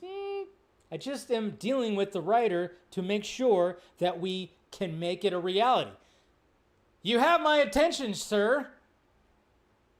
You're gonna crack Batman too and do it a little bit differently there? And how about for Wonder Woman? Similar. Wonder Woman, I think, is actually easier for me because there haven't been so many infinite portrayals of Wonder Woman, definitely not in movies, but really anywhere that there have been of Batman, of course. Every single Batman story has been told. It seems like half the comics that have come out of DC over the past 30 years have Batman in them. He's the most famous superhero in the world and the most popular superhero in the world, and people love him because he's interesting, but also having so much of him out there can also make him boring. So how do you create that property that's fun to watch? I really should clear this up. Is there still a non-zero chance that Matt Reeves' Batman will get sucked into the universe? I would never say zero because you just never know, but it's not likely. It's not likely at all. I'll also say the Batman Part 2 is not canceled. That's the other thing I hear all the time, that the Batman Part 2 is canceled. It's not canceled. We don't have a script. Matt's slow. That's not nice to say about Matt. Let him take his time. Let him do what he's doing. God, people are mean. Let him do his thing, man. You just said he was slow. How dare... I saw some people say, like, "How did he just say Matt Reeves is slow?" Of course, people are taking that out of like a different kind of context. How do you want to be remembered and blah, blah, blah. We don't need to hear about that. There you go. Jesus Christ. So many things. So there's the whole article right there, at least the important parts. Like I said, read the whole thing, Rolling Stone. It's all over the place. From what I gathered, I like this article. I like this article because, it was James Gunn kind of being pretty, he was pretty candid, I would say. Pretty candid, and this is why I'm going, all right, yeah. Going back to the previous stuff when, you have people saying that Zach or Christopher Nolan or Jim Lee or Matt Reeves should be running the studio. It's like, no, this guy should be. He's dwelling on things like the glasses and the trunks and how to crack Batman and do all the stuff. Just listening to this, just reading this article right here, I'm going, yeah, this guy's taking it upon himself to really run this universe because that's just him. He's that guy. He is that guy that's going to be doing this. He's the guy to do this. There are so many people that could not handle that kind of job. No way. And like Zach wouldn't want to do it. He'd try to do his own thing, and now he's off doing something else. Christopher Nolan wouldn't want to do it. He's doing his own thing and blah, blah, blah. Matt Reeves would not want to do it. I mean, that's the thing. That's why I say James Gunn is that guy because he's just so immersed in this. He worked in the Marvel machine, saw how that was working, and now wants to take it upon himself to do it over here. And hopefully it's successful for him. I hope it is. I definitely hope it is. And I saw I got a super chat while I was going through all that. Real Anarchy. Thank you for the $5 super chat. Even the trunks, he was trying to make them work, but also needed a reason for them, not just to say, here's the trunks. Yeah, exactly. So, I mean, that's the thing. Some people are thinking that he's just, oh yeah, I'm just doing this, doing that. It's like, no, he's like heavily thinking about this and dwelling on it and probably annoying the shit out of people when it comes to all this stuff. You could tell, which is a good thing. That's what you want for somebody who's running the creative side of this. He's 100% dedicated. He's DC. We're not going to hear about a James Gunn movie outside of DC for the next 15 years, probably 10, 15 years. We're not going to hear about another. James Gunn's not going to be like, okay, I'm going to take a break, guys. I'm going to go make this little passion project right now. Yeah, I'm gonna go ahead and do this. Oh, I'm gonna make Scooby-Doo 3. Bring the whole gang back together and make Scooby-Doo 3. I'll be back though in 2 years. No, he's not going to do that. He's 100% dedicated to DC. Which is good. That's what you want. That is what you want right there. Till he's 90. Till he's 90. Exactly. like I said, that's why when it came to all that, I'm like, those guys over there, no, they're not that. He is 100% in. He's in it for life. Okay, that's his specialty. That's his lane. James Gunn's lane is quirky, fucking, kind of whatever, jokey a little bit, but at the same time, he's all about he's all about the comic book world. Okay, those guys are not. All right, I think that's enough when it comes to that. Anniversaries, man, we have anniversary after anniversary after anniversary, man. Saturday, Sunday, Monday. Today, we have an anniversary. Significant ones. One of them is not really significant, but hey, it's something. But yes, over the weekend on Saturday, we celebrated 12 years of Man of Steel. Man of Steel came out. And of course, I do love it that, we have that. And then, of course, Sunday, 20 years since Batman Begins came out. And I thought that was kind of cool because it was Father's Day weekend. And, we got some good father moments in there. And I don't care what anybody says. Man of Steel, Batman Begins, like probably top 2 origin stories in the CBMs. Batman Begins being the best one, of course. I don't think it's going to... Anybody, I don't know. I mean, when it comes to a Batman origin story and even rewatching it again over the weekend, I'm just like, God, this movie is just so good. I mean, Nolan just knew the assignment. He knew how to do a fresh take of Batman. And that's why it's been probably a struggle since to try to even, handle Batman. But I don't think you can ever really do an origin story too much again, even though Zach and Terrio kind of did it.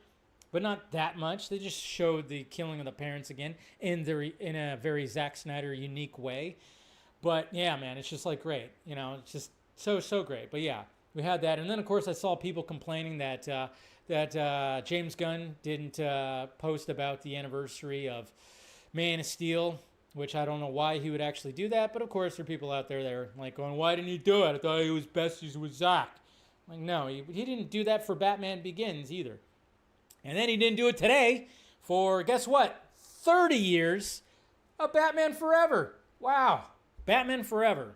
That's crazy to think about. I still remember going to see Batman Forever at this shitty old theater in my hometown, the Rainbow Theater, that only had 2 screens. Old as hell, had the marquee and everything, very old. And I remember waiting out in the rain. Out in the rain to watch Batman Forever opening night with my my best friend at the time. We were out in the rain. We waited out there for probably about 2.5, 3 hours. But yeah, and then of course the release the Schumacher cut trending campaign was happening today, which is good. Some of those that was happening. The hashtag was going around, and as well as everybody pushing for it and pushing, showing those deleted scenes, which of course would love to see. But it is interesting though because. Out of the, I will never watch Justice League ever again unless I'm drinking heavily, maybe. I will never watch Justice League ever again. When it comes, and I don't really want to watch the Studio Squad again, even though it was watchable, way more watchable than Justice League. But I really don't want to I do want to see David Ayer's cut, especially knowing the information about that and knowing how different it actually was and how much it was more like that first trailer that we got. But when it comes to Batman Forever, I have such a love for that movie that, yeah, I want to see the Schumacher cut, but even if it doesn't happen, I'm not going to be upset about it. I'm still going to watch Batman Forever because it just holds a special place in my heart, which is kind of interesting, It's still good. Like, it's still, like, I like the campiness. I just like that movie. I like it better than Batman Returns. I've always said that. So, yeah, as much as I want Schumacher cut, I don't know. But then again, and I know people are like, James Gunn, what the hell? It's like I don't know how many times I have to say it. He has no say, specifically Schumacher cut. He has no say about that. Those are Warner Brothers movies. Even the Ayer cut, he doesn't have a say on it. That's Warner Brothers. He has no say on anything that's Warner Brothers. He only has say on DC Studios stuff. So we have to remember that. But yeah, it was, maybe I'll put on Batman Forever tonight. Celebrate that 30th anniversary. I might put it on right after this. And just, rewatch Batman Forever. But yeah, kind of crazy that Batman Begins and Batman Forever. 20 years, 30 years, Pretty cool. And then, like I said, yeah, Man of Steel, 12 years, not really a significant date, but, you know, we'd like to celebrate that great movie, which is good. You still need to watch The Batman, Del? You haven't watched The Batman yet? I'm gonna ban you from my I'm gonna ban you from my chat. I'm gonna ban you from my chat till you see The Batman. Gotta watch it, man. Gotta watch it. Gotta do it, man. Gotta do it. 12 years without a Superman movie. Well, 12 years without a Superman, kind of. I mean, BVS still had Superman. Justice League still had Superman. All right, let's talk about the box office. Hey, box office still running pretty strong, you know. Obviously, things are going to get even crazier. I mean, we are definitely like in the summer blockbuster season, and then July is just going to be crazy. But over this past weekend, obviously you knew that How to Train Your Dragon was going to take the top spot, of course, and it did with $84.6 million. Overall, it almost made $200 million on its opening weekend, which is pretty good. It's pretty good. I think this movie will probably reach $500 million. For sure, it'll cross $500 million. People are loving it.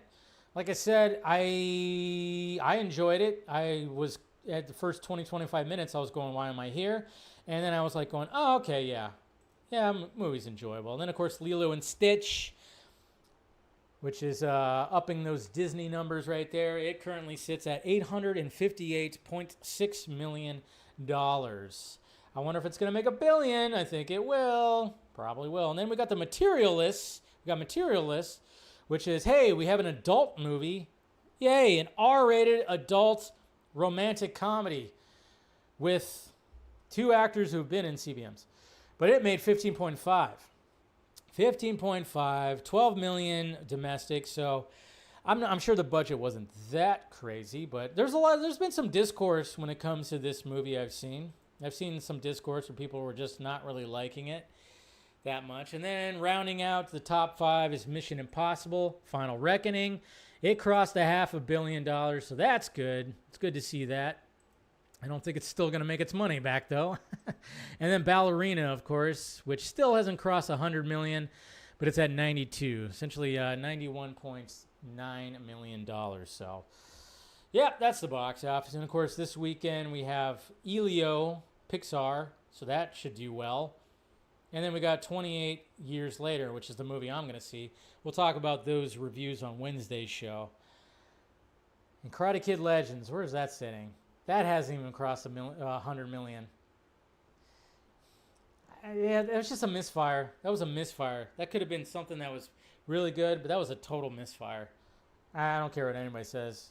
Karate Kid Legends was a misfire. It was not needed. But again, it's Sony. Sony. Spaceballs. Watch out. It's the Spaceballs. Oh, yeah. Okay, so we kind of talked about it on the Vodka stream, but I wanted to talk about it more, especially since it was kind of a slow news day. But the announcement for Spaceballs happened. We already got somebody already made a popcorn bucket. Look at that. Get the Winnebago. Why not? I just saw that when I typed it in. I'm like, yeah, somebody's already made that. Oh, where's the announcement?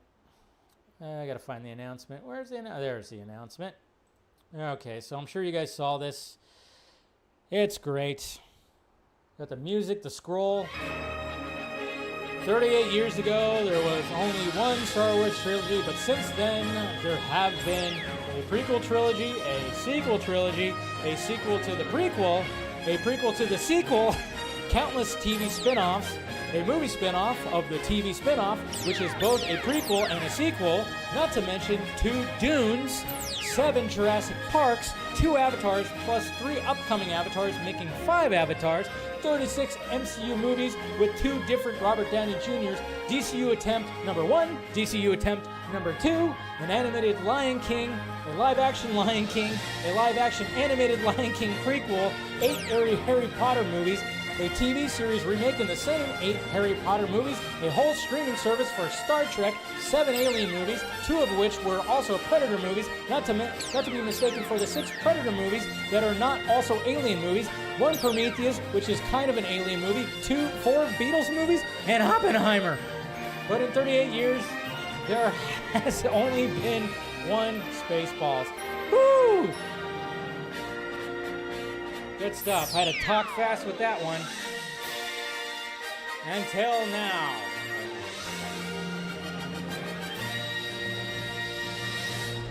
After 40 years, we asked, what do the fans want? But instead, we're making this movie. Yes, and I need that fucking spaceship.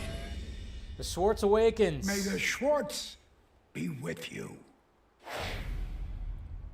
2020, what is it, 2027? You realize Mel Brooks is 99 years old? 99 years old. So when this thing premieres and red carpet, he's gonna be 101. Protect that man. Protect him. Put him in a cryo chamber after he's done, because obviously he's coming back as President Scrooge and Yogurt. That's gonna be rough. And then, of course, Rick Moranis, Bill Pullman coming back. Rick Moranis is coming out of retirement to play Dark Helmet again, which is great. And then, of course, Lone Star, Bill Pullman. And then, not to mention, Louis, his son, Louis Pullman, is going to be starring in the movie as well. I'm assuming he's going to be Lone Star's son. That's just an educated guess. But the only thing that I'm going, fuck, I know it. I know this is happening, guys. I know it.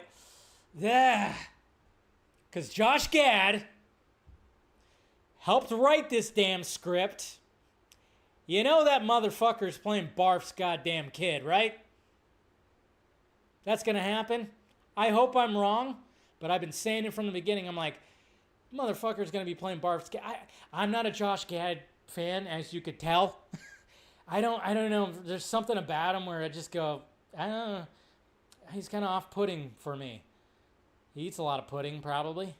Yeah, I'm just, I'm not really I'm just kind of going, Josh Gad. But it doesn't matter. I'm still going to see it. Obviously excited for it. I mean, this movie's, if you want to talk about a movie that's special within my family, it's this movie, right? It's Spaceballs.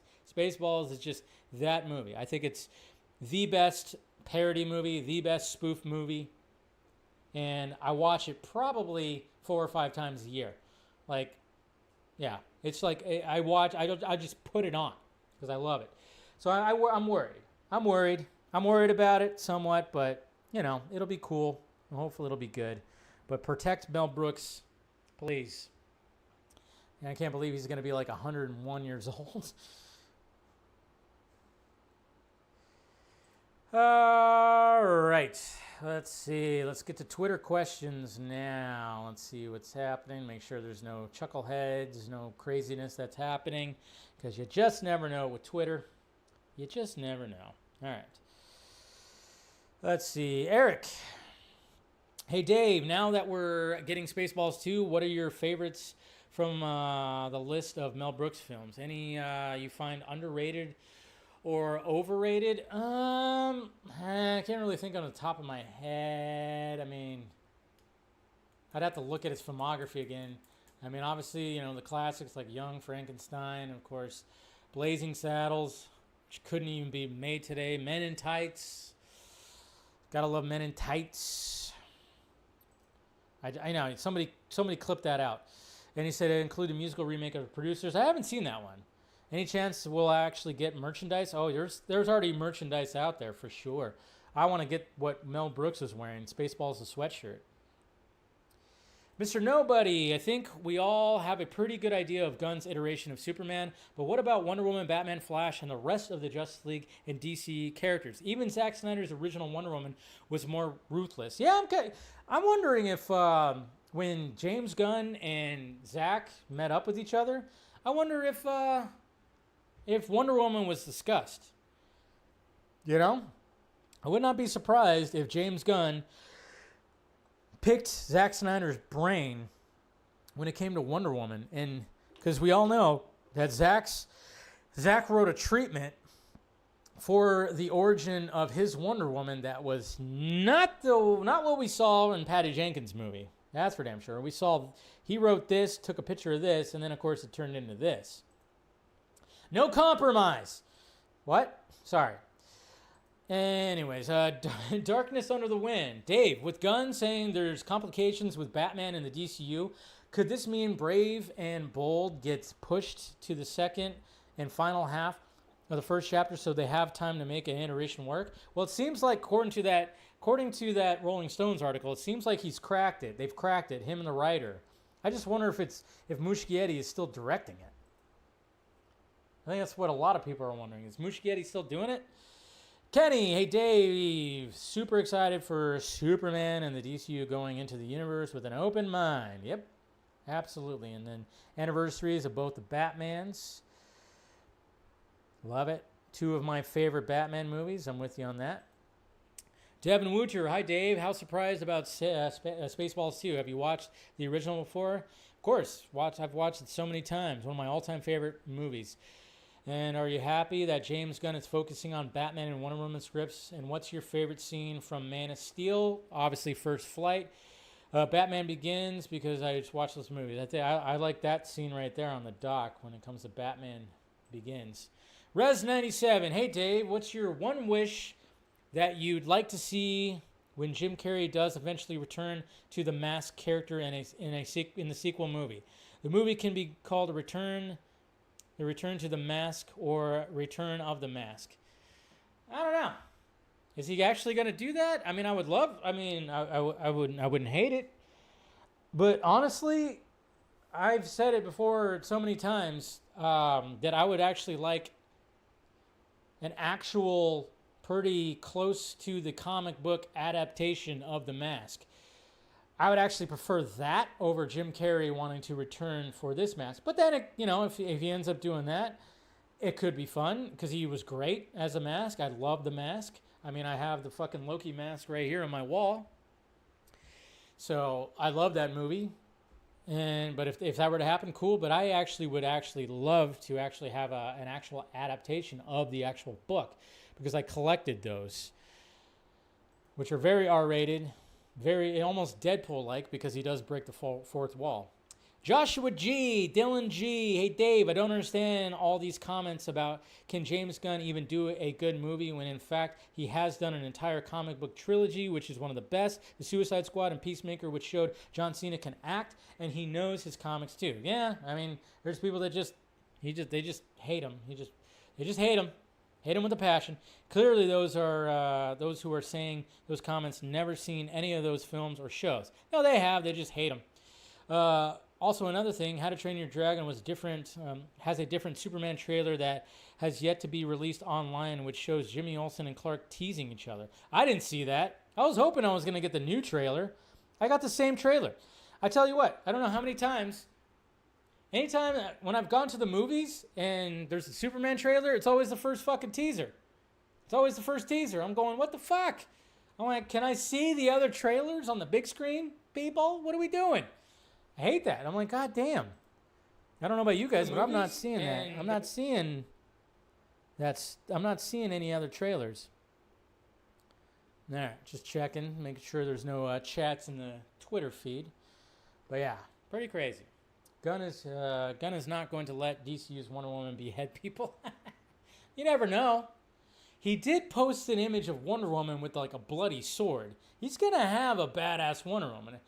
See, that's the thing. Everybody thinks that, I mean, that's what I love, that he's also clarifying that Batman's not going to be funny and campy. He's not going to go that route. He's not going to go, the cartoon version of Brave and the Bold or Adam West. Everybody's trying to pin like, oh yeah, James Gunn's going to make it funny and campy. It's like, no, he's not. And people are still like saying like, oh yeah, look what he's doing with Superman. I'm going, what is he doing with Superman? I still don't understand what kind of Superman did you grow up with? When people are going, I didn't grow up with this Superman. I'm like, what did you grow up with then? Did you grow up with Zack Snyder Superman? Because I didn't. Did you? Or maybe mentally you grew up with that Superman? I don't know. I don't get that because I grew up with, different iterations of Superman that were, some of it was campy, like Super Friends and stuff. Some of it wasn't. Some of it was a little bit more serious. Then it was Lois and Clark. Then there was that. And then when Zach came along, I went, oh, I haven't seen a Superman like this. I like that a lot. It's all just word salad. Anyways, that's the show. That was a long show. Gotta love it. Like I said, post-show will be posted on Patreon, so if you want to support the Patreon, links down below. Much appreciated. I know I keep on saying that we're going to do a Patreon member stream soon. Just every weekend seems like there's something that's happening, so I'll try to make time for it soon. We'll see what happens, but thank you guys, of course, for joining in. Hit that like, thumbs up. Subscribe if you want to become a member of the channel. Do so. We do a members-only stream after every Wednesday show. So check that out, and follow me on all the sock meds. Twitter, I'm most active, but you can follow me on everything else where I'm posting things. And yeah, pretty much it. Have a good rest of your Monday. Have a good Tuesday. I'll see you back here on Wednesday. All right, guys. Love ya. Talk to you later.